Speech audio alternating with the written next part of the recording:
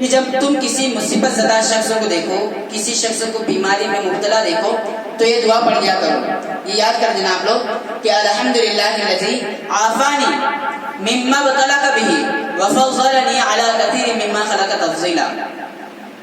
تو سامعین محترم، اس وقت اعلیٰ حضرت کے دور میں عرب کے ہندوستان کے علاقے میں بہت ٹائم مطلب کافی عرصے تک طاعون کی وبا پھیلتی رہتی تھی بار بار. تو اس وقت ایک وبا ایسی پھیلی کہ منہ میں انسانوں کے گٹھیاں نکلنے لگی، پھوڑیاں نکلنے لگی. اور اس وقت اعلیٰ حضرت کے معدے میں تکلیف تھی، اعلیٰ حضرت کے معدے میں تکلیف تھی.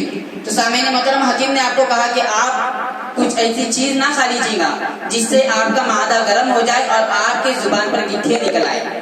تو چنانچہ سامعین محترم، آپ کے ایک چاہنے والے نے آپ کی دعوت رکھی، آپ کے ایک چاہنے والے نے آپ کی دعوت رکھی. تو اب جب آپ دعوت میں تشریف لے گئے تو اس آپ کے مرید نے، آپ کے چاہنے والے نے کباب بنائے ہوئے تھے.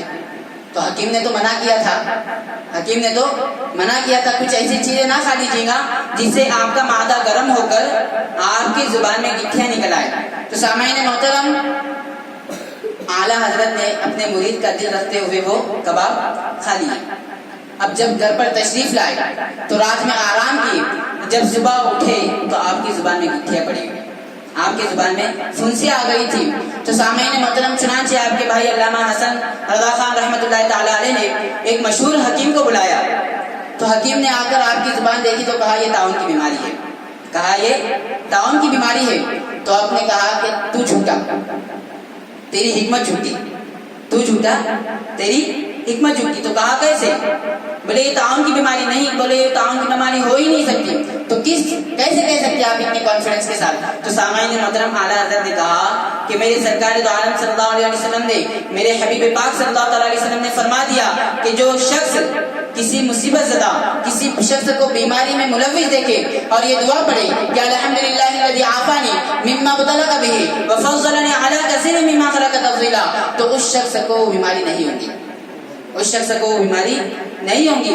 تو میں نے ایک طاعون میں مبتلا مریض کو دیکھ کر یہ دعا پڑھی. تیری حکمت جھوٹی ہو سکتی ہے، تو جھوٹا ہو سکتا ہے، لیکن میری مصطفیٰ کریم کی ذات جھوٹی نہیں ہو سکتی. اتنا یقین آپ. تو سامعین محترم، یقین ہونا بہت ضروری ہے، یقین ہونا، کامل ایمان ہونا بہت ضروری، یقین ہونا سرکار کی ذات سے. تو سامعین محترم، اللہ نے آپ کو ایسا علم عطا کیا کہ آپ نے ایسی کتابوں میں ایسے دلائل پیش کیے کہ صبح قیامت تک کوئی ان دلیلوں کا جواب نہیں دے سکتا. تو سامعین محترم، آج کے اس پرفتن ماحول میں، پرفتن دور میں ہمیں ضرورت ہے کہ ہم اعلیٰ حضرت کے نقش قدم پر چلیں.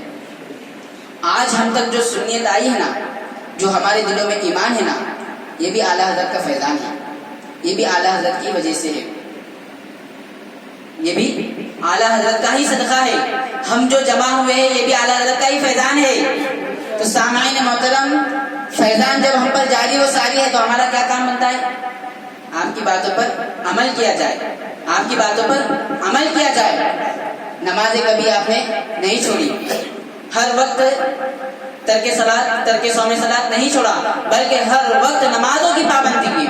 حتیٰ کہ بیماریوں میں بھی آپ نے نماز کی پابندی کی. ہمارا تو ایسا حال ہوتا ہے کہ ہم تھوڑی سی تھکاوٹ ہم کو آ جائے تو ہم نماز چھوڑ دیتے ہیں اور کہتے ہیں کہ ہم تو مسلک کے اعلیٰ حضرت پر چلنے والے، سنت پر چلنے والے ہیں.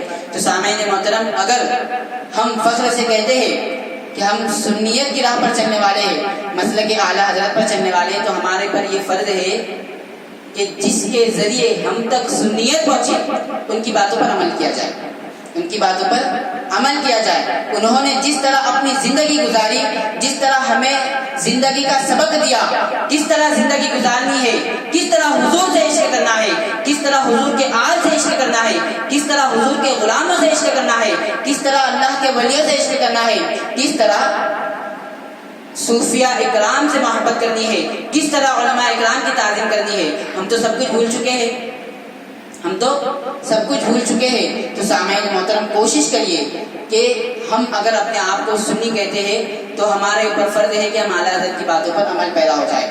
آپ نے جس طرح ہمیں زندگی گزارنے کا سبق دیا، تو ہمیں اس طرح زندگی گزارنا ہم پر ضروری ہے.